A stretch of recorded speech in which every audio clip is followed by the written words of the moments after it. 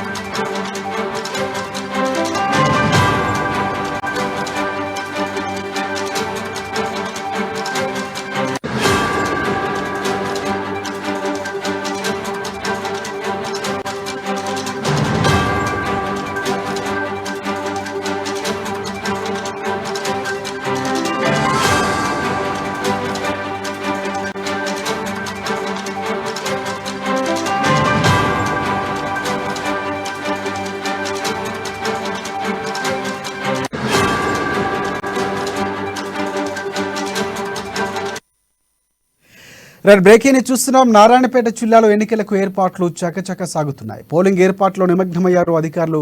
మక్తల్పట్నంలోని ప్రభుత్వ జూనియర్ కళాశాల మైదానంలో ఈవీఎంల పంపిణీ సెంటర్ను పర్యవేక్షించారు జిల్లా కలెక్టర్ శ్రీహర్ష.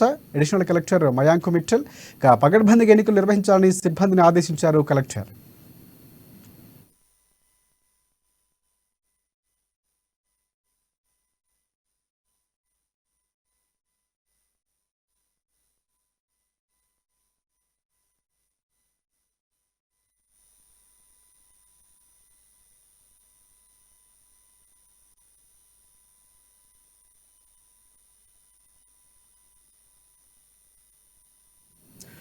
మహబూబ్ నగర్ జిల్లాలో ఎన్నికలకు అన్ని ఏర్పాట్లు పూర్తి చేశారు అధికారులు. పార్లమెంటు పరిధిలో 1937 పోలింగ్ స్టేషన్లు ఏర్పాటు చేశారు అధికారులు.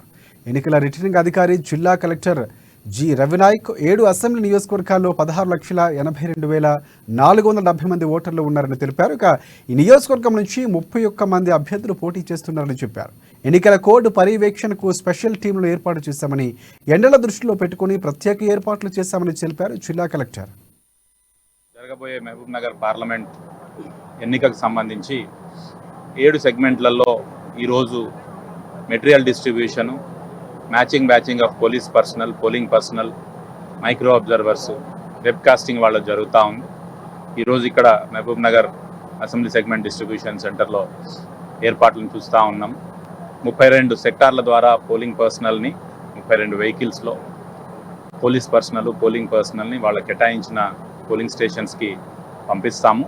అంతకంటే ముందే వాళ్లకు ఆ యొక్క పోలింగ్ స్టేషన్లో అవసరమైన మెటీరియల్ ఏవేవైతే మెటీరియల్ అవసరం ఉన్నాయో, ఈవీఎంస్ కావచ్చు, స్టాచ్యుటరీ మెటీరియల్ కావచ్చు, ఓటింగ్ కంపార్ట్మెంట్స్ కావచ్చు, ఇతరత్ర మెటీరియల్ అన్నీ కూడా టేబుల్ వారీగా ఏర్పాటు చేసి వాళ్లకు ఈ మెటీరియల్స్ డిస్ట్రిబ్యూట్ చేయడం జరుగుతూ ఉంది సెక్టర్ ఆఫీసర్స్ ద్వారా.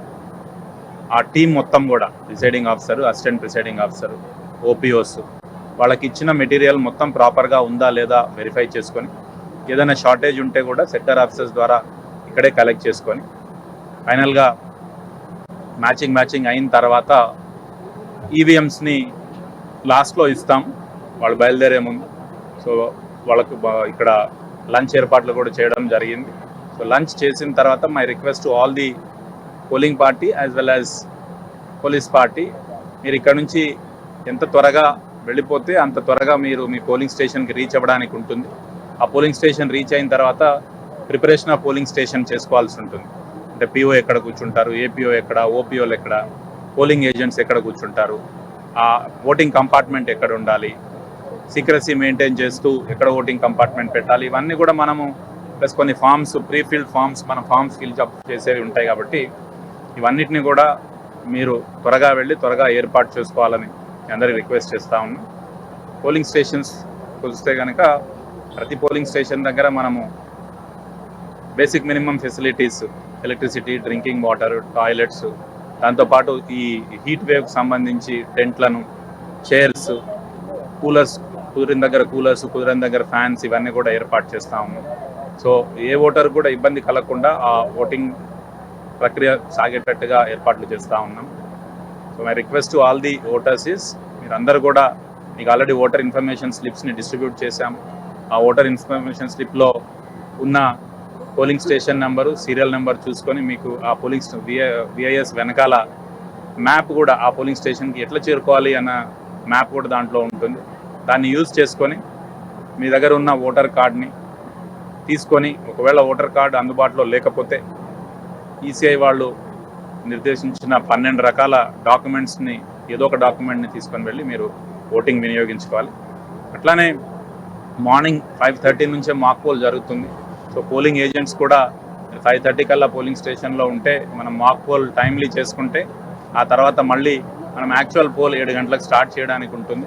సో 7 గంటల నుంచి ఈవినింగ్ 6 గంటల వరకు పోలింగ్ ప్రక్రియ కొనసాగుతుంది. జరగబోయే మహబూబ్ నగర్ పార్లమెంట్ ఎన్నికకు సంబంధించి 7 సెగ్మెంట్లలో